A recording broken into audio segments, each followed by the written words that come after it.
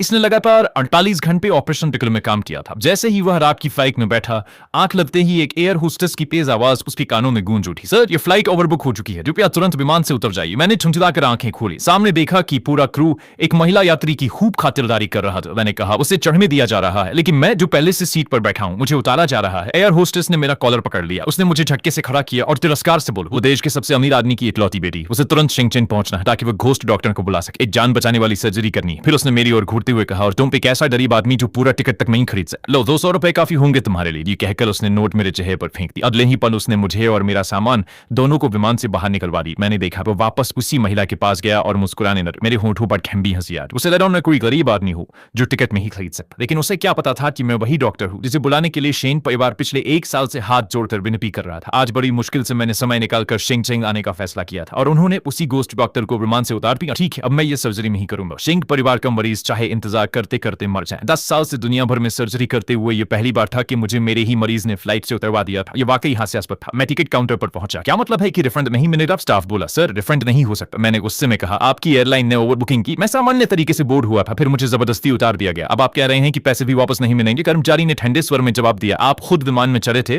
और फिर खुद ही उतरने की जिद करने लगे। इसमें हमारी एयरलाइन की क्या गलती है? अगर हर कोई आपकी तरफ बोर्ड करके रिफंड मांगने लगे तो हमारी कंपनी पैसा कैसे कमाएगी? अभी पीछे से जूतों की आवाज सुनाई दी। मैंने मुड़कर देखा, वही घमंडी एयर होस्टेस सामने खड़ा था। वो हंसते हुए बोला, मुझे पता था ये सब तुम ही करोगे। विमान ने तमाशा करना काफी नहीं था, अब नीचे उतरकर हमारे कर्मचारियों को भी परेशान कर रहे हो। उसकी नजर मेरे कपड़ों पर गई जिन्हें मैंने कई दिनों से नहीं बदला था क्योंकि लगातार ऑपरेशन कर रहा था। उसने नाक सिकोड़ ली। मैं सोच रहा था कि विमान में इतनी बदबू कहां से आ रही थी। अब समझ आया, ये तो गरीबी की बदबू है जो तुमसे आ रही है। 200 रुपए कम पर दे क्या? अब टिकट का पैसे भी खर्चना चाहते हैं? उसकी ऊंची आवाज सुनकर आसपास लोग जमा होने लगे। क्या था? बोला, इतनी कम उम्र में ही गलत तरीके से पैसा कमाने की सोच रहा है। दूसरा बोला, एयरलाइन तक को ठगने की कोशिश कर रहा है, इसे दोबारा कभी फ्लाइट में चढ़ने नहीं देना चाहिए। तीसरे ने कहा, हम सब ने सुना है, खुद बोर्ड हुआ, खुद उतरना चाहा और अब रिफंड मांग रहा है। एयरलाइन इसके खिलाफ केस नहीं कर रही, यही इसकी किस्मत है। एयर होस्टेस ने मेरी ओर घूर कर कहा, अच्छी बात है कि सभी लोग हमारी नीयत समझते हैं। सर्विस इंडस्ट्री में काम करते हुए हमें ऐसी परेशानियां झेलनी ही पड़ती हैं। चारों तरफ लोग फुसफुसा रहे थे। सबकी निगाहों में मेरे लिए नफरत थी। मैं भीड़ को चीरते हुए आगे बढ़ा और एक ग्राउंड स्टाफ का हाथ पकड़ लिया। अभी इसी वक्त मुझे रिफंड स्लिप दो, साफ साफ लिखो कि एयरलाइन ने ओवरबुकिंग की और मुझे जबरदस्ती बोर्डिंग से रोका, वरना शेंग परिवार को लगेगा कि मैंने जानबूझकर ऑपरेशन करने से इनकार किया है। ये सुनकर एयर होस्टेस जोर से हंसा। रिफंड सपने देखना बंद करो। उसने सिक्योरिटी की तरफ इशारा किया, इसे यहाँ से घसीट कर बाहर निकालो। सिक्योरिटी गार्ड मेरी ओर बढ़ी। मेरा चेहरा पूरी तरह ठंडा पड़ गया। मैंने उसकी आंखों में देखते हुए कहा, एक दिन तुम्हें इस बात का पछतावा होगा। मैं उसी दिन का इंतजार करूंगा जब तुम मेरे सामने घुटनों के बल बैठकर माफी मांगोगी। वह ऐसे हंसा जैसे उसने दुनिया का सबसे मजेदार चुटकुला सुन लिया। फिर उसने मेरे सूटकेस को जोरदार लात मारी। मैं सूटकेस पहले ही विमान से फेंके जाने के दौरान टूट चुका था, पूरी तरह बिखर गया। अंदर रखी विशेष दवा फर्श पर फैल गई। वह दवा देखकर एयर होस्टेस बोला, ओ तो तुम खुद भी बीमार हो। कोई हैरानी नहीं कि हर जगह पैसे खरने की कोशिश कर रहे हो। एक गरीब और मरता हुआ आदमी, तुम्हारे जैसे लोग तो बस ऑक्सीजन बर्बाद करते हैं। बेहतर होगा जल्दी मर जाओ और अगला जन्म ले लो। इतना कहकर उसने दवा पर पैर रख दिया। कुछ ही सेकंड में सारी दवा पाउडर बनकर बिखर गई। वह आखिरी खुराक थी, वही दवा जो शेन यान को सबसे खतरनाक संक्रमण के द्वार से निकाल सकती थी। अब सचमुच उसके मरने का इंतजार किया जा सकता था। लेकिन एयर होस्टेस को जरा भी पछतावा नहीं हुआ। उसने मेरी तरफ थूकते हुए कहा, मैं तुम्हारे जैसे लोगों को अच्छी तरह जानता हूं। तुम मिस शेंग का ध्यान खींचना चाहते हो ताकि उनकी दौलत पर पल सको,